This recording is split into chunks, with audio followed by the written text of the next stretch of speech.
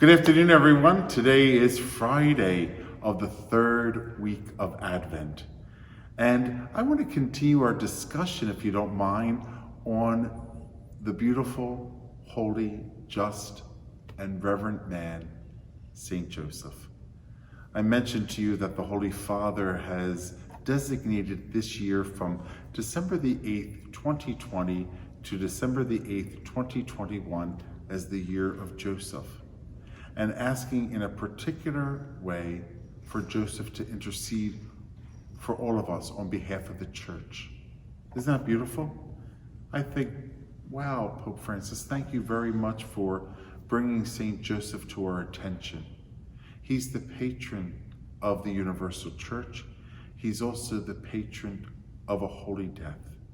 He's a just, holy man. And I described yesterday some of the characteristics of Joseph, didn't I?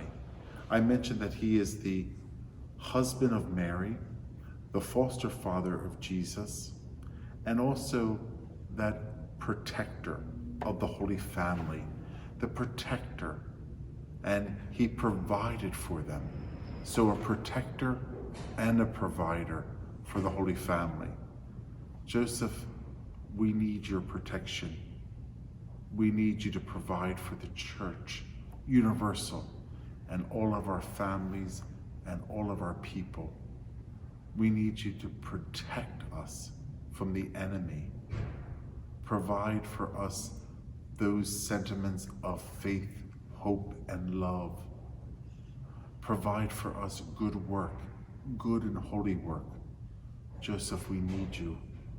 We need you among us more than ever, for all of those gifts and virtues that God has blessed you with to shower the Church with. Well, I know that Joseph will. Please, as the expression says, go to Joseph. Go to Joseph. In your prayer, go to him. May I suggest that if you or someone else may treat you to a little statue of Saint Joseph, you might have an image of Mary in your home, but do you have an image of Saint Joseph in your home? Wouldn't that be wonderful to have? I have an image of Saint Joseph in my office. I think it's just beautiful. I look at him often, and I go to him as well. Yesterday I mentioned to you about the table of Saint Joseph. I don't know if any of you heard of that. Okay, let me explain to you about the table of Saint Joseph. I said to you that the Church offers 2 days for the honor of Saint Joseph. March the 19th, Joseph as the spouse of the Blessed Virgin Mary and the foster father of Jesus. Okay? And then the other day is May the 1st, which is Saint Joseph the Worker. So here you have 2 days on the calendar that are dedicated to Saint Joseph. I know we're very familiar with March 19th. Well, yes, because he's the spouse of Mary and the foster father of Jesus. But also May 1st because he is the worker. And let's just face it, in order to take care of the family, his spouse, his child, he had to work. And he worked in that carpenter shop to provide for his family. It's so interesting how that shop was a foreshadowing of what will happen to Christ, his son, the foster son of Saint Joseph, that would those instruments will be used on him to save us. Those instruments that Jesus was playing will be used on him to save us. Beautiful. So let's go back to March 19th, okay? So that usually happens when? During Lent. It happens during Lent.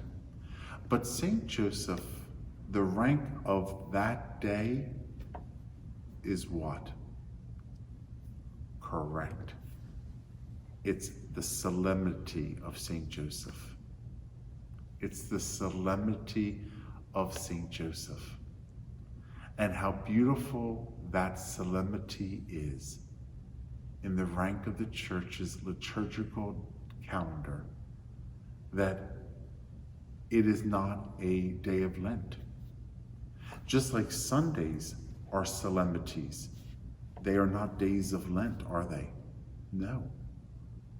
Sundays are not days of Lent because they are solemnities. They are the highest rank on the liturgical calendar. Well, March 19th is a solemnity, and it is also not a day of Lent. So the people in Naples, Italy, you know what they do? And this is where it all originated, with the table of Saint Joseph. They would have a great feast. So they would decorate the entire table with nice linens and candles and an image of Saint Joseph, whether in a beautiful framed picture or a statue of Saint Joseph, and they would put it right on the table. And on the table would be all meats and cheeses and cakes and cookies. Do you know the Saint Joseph cake is called a zeppoli? A zeppoli. You might have Saint Joseph cake on Saint Joseph Day, and you may say to the baker, hey, can I have a half a dozen of zeppolis? And he'll say, do you want ragout, or do you want cheese, or do you want chocolate? So you got to pick the flavors of the filling. It's a nice pastry cake. I love the zeppolis, and I always love to have one on the solemnity of Saint Joseph. So guess what we're going to do this year? We're going to have a Saint Joseph table. So I'll put it in Annex Room 3, and I'll decorate it, and I'll ask my little elves to help me with candles and an image of Saint Joseph. And we'll have meats and cheeses and cookies and cakes, and we'll throw a couple zeppolis in there. How's that? Because it's not a day of Lent. It's a day to eat and to enjoy, and also to be mindful of those who do not have. So we always give, and we always put aside some food from that table for the poor. So don't you think this is a nice tradition? It's a nice tradition to have the Saint Joseph table. Well, I just wanted to share that with you, everybody, to tell you about that kind of nice Catholic tradition that was started in Naples, Italy, and that has gone over all the world, and people enjoy it. And for a closing note, what's the other solemnity during Lent? Oh, I want Susan to show us. And it's March 25th, the solemnity of the Annunciation. And there it is. Two solemnities during the season of Lent. The solemnity of Saint Joseph and the solemnity of the Annunciation. All Sundays are solemnities, so they are not days of Lent. So you have the Sundays. No, that's not a day of Lent. March 19th, March 25th, not a day of Lent. So when you count everything else, it should equal 40, shouldn't it? All right? Well, thank you everyone for joining me in this beautiful reflection. And I want to thank you for joining me all the time for these daily reflections. I'm glad that they help you, because you know what? They help me too. God bless you.